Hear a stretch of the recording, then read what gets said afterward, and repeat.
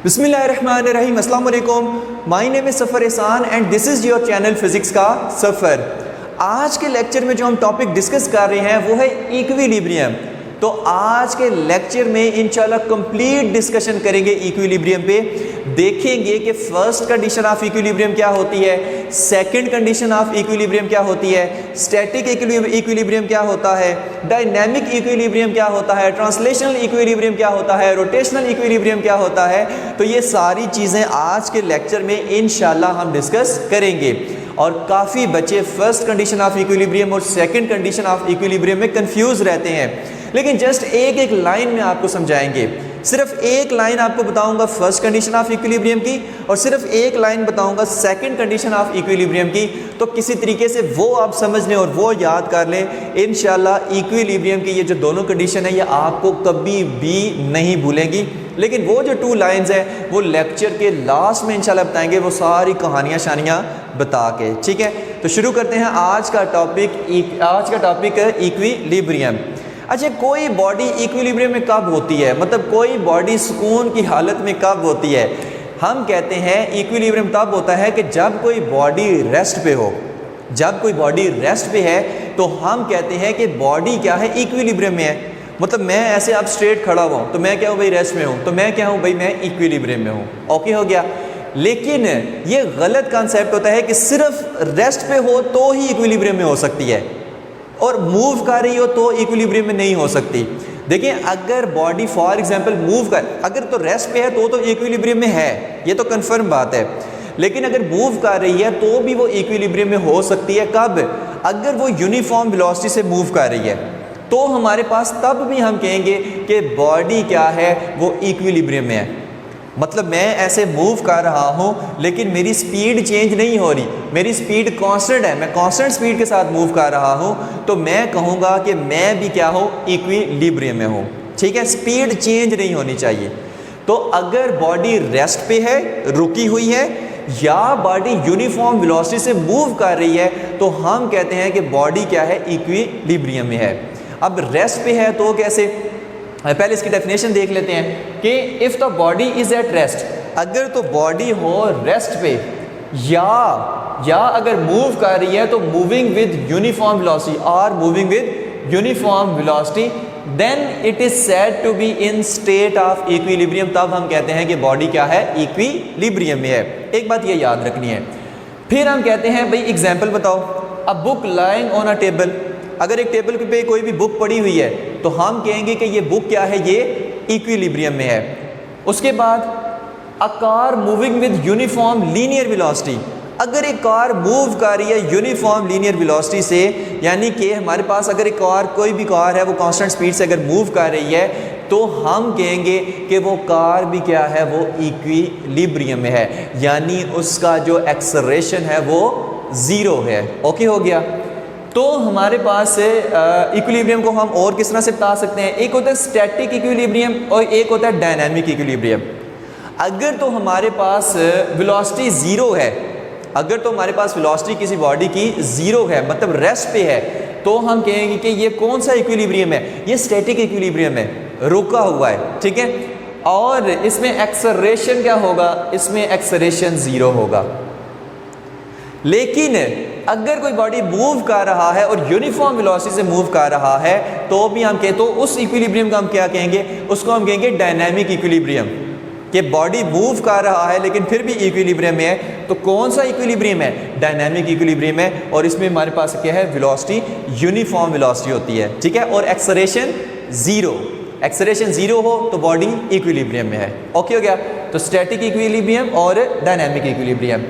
अब हम बात करते हैं कि इक्विलिब्रियम के कॉजेज़ क्या हैं, इक्विलिब्रियम की वजह क्या है, कैसे हम कोई इक्विलिब्रियम ला सकते हैं। तो फर्स्ट कंडीशन ऑफ इक्विलिब्रियम और सेकंड कंडीशन ऑफ इक्विलिब्रियम हम पढ़ेंगे। ओके हो गया। अच्छा, यहाँ पर सबसे पहले आपको पता होना चाहिए ट्रांसलेशनल इक्विलिब्रियम क्या होता है, बाद में आते हैं इसी फर्स्ट इक्विलिब्रियम पे, और रोटेशनल इक्विलिब्रियम क्या होता है, ये पता होना चाहिए। पहले बात करते हैं ट्रांसलेशनल इक्विलिब्रियम की। अच्छा, ट्रांसलेशनल इक्विलिब्रियम का मतलब है कि अगर कोई बॉडी जो है वो रुकी हुई है या लीनियरली मूव कर रही है, या क्या कर रही है, ऐसे स्ट्रेट पाथ पे फॉर एग्जांपल मूव कर रही है, और कांस्टेंट स्पीड के साथ यानी यूनिफॉर्म वेलोसिटी के साथ अगर हमारे पास मूव कर रही है तो बॉडी का जो इक्विलिब्रियम होगा वो कौन सा होगा, वो ट्रांसलेशनल इक्विलिब्रियम होगा। ओके मतलब लीनियर बॉडी मूव कर रही है, रोटेट स्टेट ही कर रही है, लीनियर मूव कर रही है लेकिन यूनिफॉर्म वेलोसिटी से, या बॉडी रुकी हुई है तो तब जो हमारे पास इक्विलिब्रियम होगा वो कौन सा होगा, वो ट्रांसलेशनल इक्विलिब्रियम होगा। और इसमें शर्त याद रखें, एक्सेलरेशन क्या होगा, ज़ीरो होगा। एक्सेलरेशन क्या होगा, ज़ीरो होगा। फॉर एग्जांपल हमारे पास ये गाड़ी है, कोई भी गाड़ी है और रुकी हुई है, रुकी हुई है तो इसकी मतलब वेलोसिटी या इसकी जो हमारे पास स्पीड है वो क्या है, ज़ीरो है। अगर ज़ीरो है तो एक्सेलरेशन भी इसका क्या होगा, ज़ीरो होगा। इक्विलिब्रियम है कौन सा, ट्रांसलेशनल इक्विलिब्रियम। ओके हो गया। या हमारे पास एक गाड़ी है वो मूव कर रही है, गाड़ी क्या कर रही है, मूव कर रही है, लेकिन उसकी जो वेलोसिटी है वो चेंज नहीं हो रही। अगर उसकी वेलोसिटी चेंज नहीं हो रही यानी उसकी जो स्पीड है वो चेंज नहीं हो रही तो फिर भी हम कहेंगे कि जो हमारे पास एक्सेलरेशन है वो क्या होगा, ज़ीरो होगा। ठीक है। अगर हमारे पास जो उसकी वेलोसिटी है वो क्या हो, वो अगर वो यूनिफॉर्म वेलोसिटी से मूव कर रहा है तो एक्सेलरेशन क्या होगा, ज़ीरो होगा। ओके हो गया। अब नेक्स्ट चीज़ है ट्रांसलेशन इक्विलिब्रियम में, ये तो बात होगी। अब ये कौन सा इक्विलिब्रियम है, ये भी चीज़ याद रखनी है। ट्रांसलेशन इक्विलिब्रियम तो है लेकिन रुका हुआ है, साथ में स्टैटिक इक्विलिब्रियम भी है। अब ये हमारे पास मूव कर रही है लीनियर पाथ में तो ट्रांसलेशनल इक्विलिब्रियम तो है, साथ में डायनामिक इक्विलिब्रियम भी है। ये क्यों, मूव करने की वजह से इक्विलिब्रियम है, मूव कर रहा है फिर भी इक्विलिब्रियम है, तो कौन सा, डायनामिक इक्विलिब्रियम है। सही है। तो ट्रांसलेशनल इक्विलिब्रियम और उसमें ये कौन सा इक्विलिब्रियम है, डायनामिक इक्विलिब्रियम। ओके हो गया। अब नेक्स्ट बात है, देखिए दोनों में क्या, एक्सेलरेशन ज़ीरो है, एक्सेलरेशन ज़ीरो है। और एक्सेलरेशन किस चीज़ पे डिपेंड करता है, हमने एक फार्मूला पढ़ा हुआ है, F = ma, फोर्स पे डिपेंड करता है। जब भी हम किसी बॉडी पे फोर्स लगाएंगे तो उसमें एक्सेलरेशन प्रोड्यूस होगा, उसमें एक्सेलरेशन क्या होगा, प्रोड्यूस होगा, बशर्ते कि उसकी स्पीड चेंज हो रही हो। अच्छा, अगर एक गाड़ी इस तरह से जा रही है और उसने अपनी स्पीड चेंज कर दी है, अपनी वेलोसिटी चेंज कर दी है, इक्विलिब्रियम वहीं पर ख़त्म, इक्विलिब्रियम फिर ख़त्म हो जाएगा, स्पीड चेंज नहीं होनी चाहिए। ओके हो गया, तब इक्विलिब्रियम रहेगा। यानी सुकून की हालत में हर एक चीज़ हो। अगर गाड़ी स्पीड चेंज नहीं कर रही इसका मतलब वो सुकून से जा रही है, ना वो झटके ले रही है, ना एकदम से स्पीड तेज़ करती है, ना एकदम से स्पीड आहिस्ता करती है, भाई आराम से एक स्पीड पर जा रही है, तो हम कहते हैं इक्विलिब्रियम में है। ये सुकून की हालत है। या ऐसे रुकी हुई है तो ना वो झटका ले रही है, ना आगे जा रही है, ना पीछे जा रही है, तो भाई सुकून की हालत में, इक्विलिब्रियम में है। तो दोनों कंडीशन में क्या है, इक्विलिब्रियम में है। अच्छा, अब यहाँ पर देखें एक्सेलरेशन मैंने कहा है कि क्या है, ज़ीरो है। अब अगर एक्सेलरेशन ज़ीरो, इसका मतलब है कि जो नेट फोर्स है वो भी क्या होनी चाहिए, ज़ीरो होनी चाहिए। एक्सेलरेशन तभी होता है जब एक्सेलरेशन तभी ज़ीरो होगा जब नेट फोर्स ज़ीरो होगी। तो फर्स्ट कंडीशन ऑफ इक्विलिब्रियम क्या है कि एक्सेलरेशन हमारे पास ज़ीरो होगा कब, जब net force acting on a body = zero होगा। यानी कि इस पर अगर मैं देखूँ नेट फोर्स कौन कौन सी लग रही है, एक तो डाउनवर्ड लग रही है वेट की फोर्स mg, एक इसमें अपवर्ड लग रही है नॉर्मल फोर्स है, जो हम r से शो कर देते हैं। तो हमारे पास जितनी फोर्स डाउनवर्ड r से शो करते हैं या n से शो कर देते हैं, ठीक है, डिफरेंट इसके हो सकते हैं। तो वेट की force downward, normal force upward. अब ये दोनों फोर्सेस अपोजिट डायरेक्शन में है तो एक दूसरे को क्या कर देंगी, कैंसिल।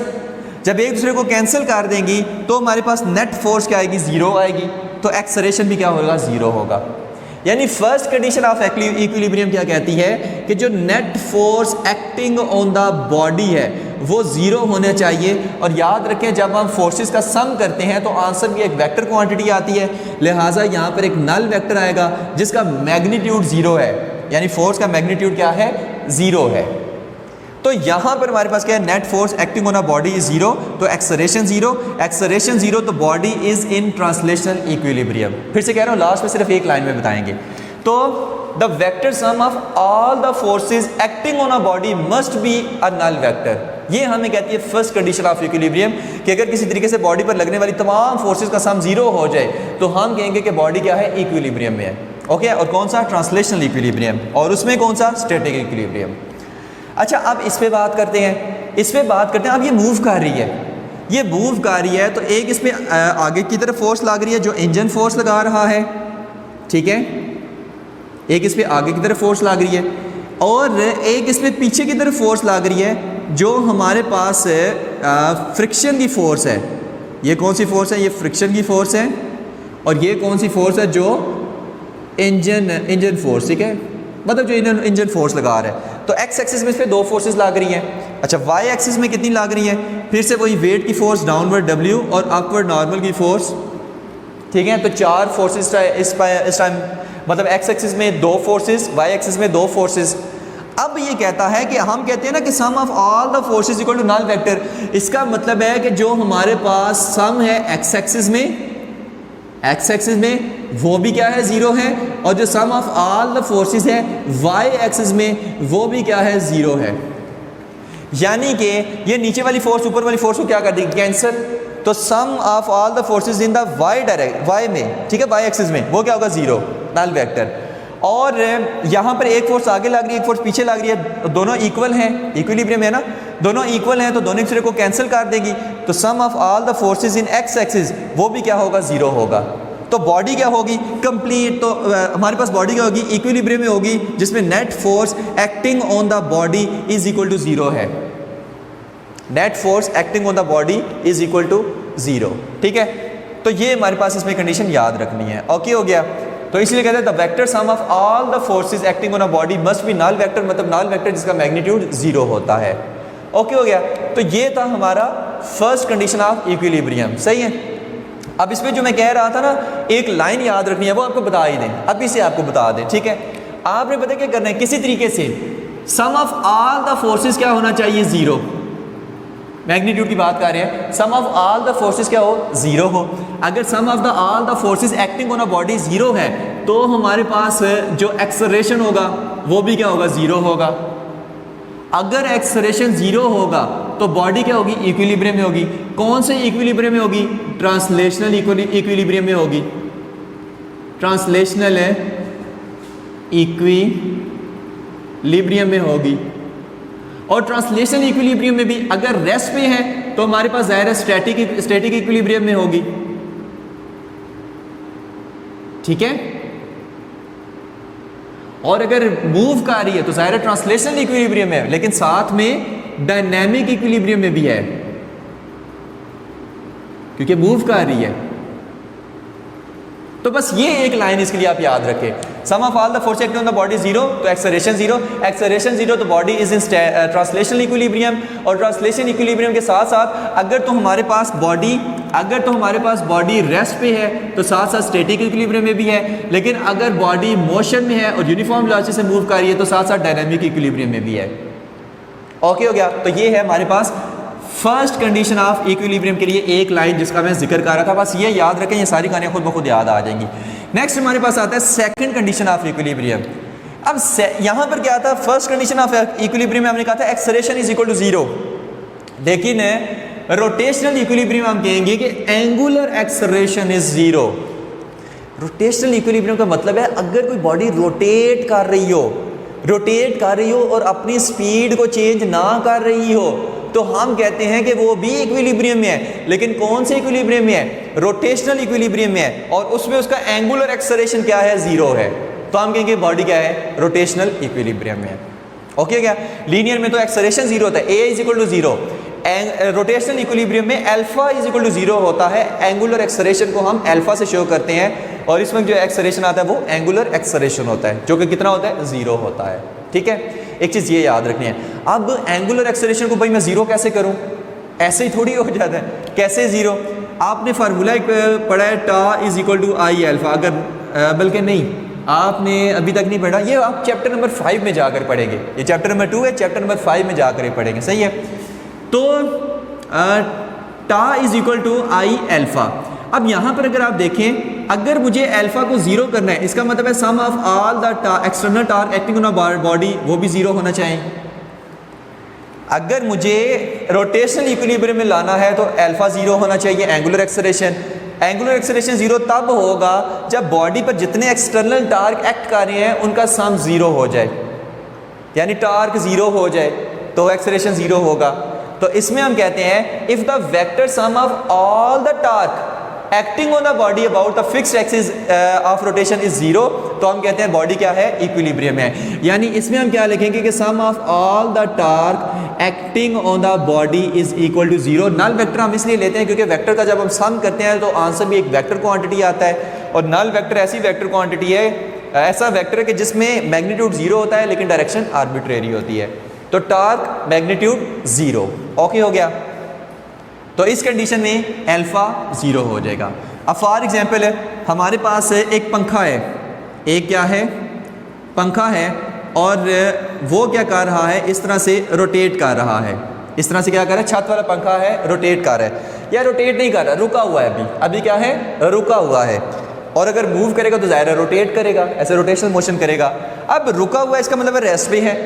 और कौन से इक्विलिब्रियम है, ट्रांसलेशनल या रोटेशनल, रोटेशनल इक्विलिब्रियम, क्योंकि ये पंखा ये ऐसे आगे मूव नहीं कर सकता, अगर मूव करेगा तो रोटेट करेगा, लेकिन रेस्ट पर है अभी, तो इसका मतलब है वो रोटेशनल इक्विलिब्रियम है। और इस टाइम इसका एंगुलर एक्सेलरेशन जीरो है और ये रोटेशनल इक्विलिब्रियम है, और रोटेशनल इक्विलिब्रियम के साथ साथ ये स्टैटिक इक्विलिब्रियम में भी है। सही है, ओके हो गया। तो एक चीज़ ये याद रखिए। अच्छा अब, और सर यहाँ से मैंने इसका एरो बनाया है, भाई पंखा मूव शुव कोई नहीं कर रहा, रेस्ट पे है, पंखा क्या है, रेस्ट पे है। लेकिन अब क्या है, पंखा जो हमारे पास फ़ैन था अब वो मूव करने लग पड़ा ऐसे।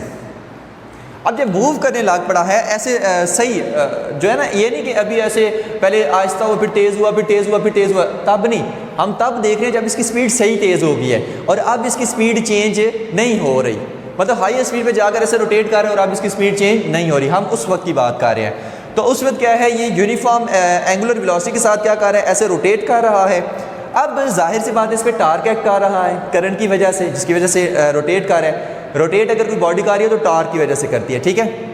और टार्क वो किधर है, वो टार्क किधर है, वो अपवर्ड है, वो किधर है, ऐसे अपवर्ड लग रहा है यार। ये हमारे पास एक्सिस ऑफ रोटेशन है ना, ये पंखा है और ये ऐसे से रोटेट कर रहा है, तो इसका टार्क किधर होगा, इसका टार्क ऐसे अपवर्ड होगा, ठीक है। इसका टार्क किधर होगा, ऐसे थंब से हम राइट हैंड रूल से फाइंड करते हैं, टार्क इसका किधर होगा, अपवर्ड होगा, ओके हो गया।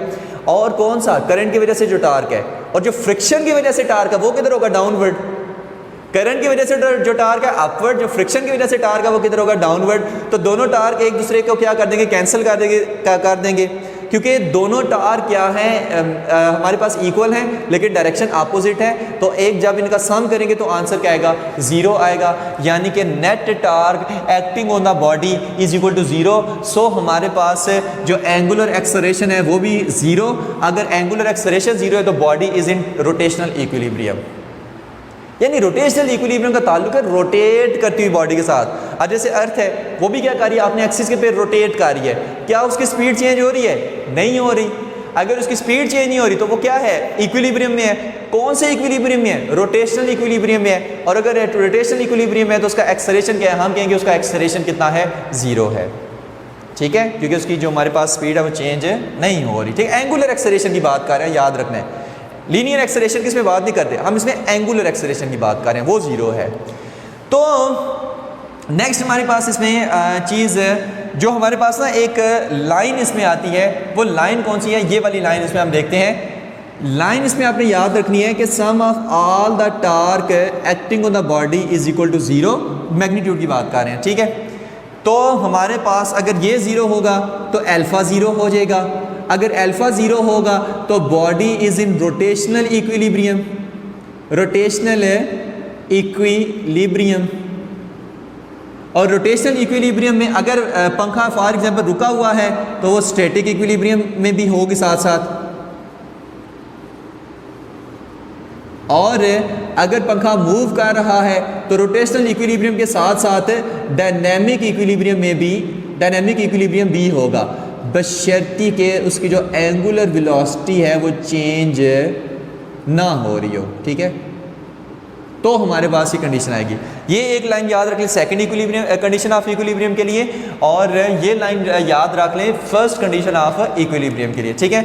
नेक्स्ट लास्ट में एक चीज़ आती है जिसको हम कहते हैं कंप्लीट इक्विलिब्रियम, कंप्लीट इक्विलिब्रियम,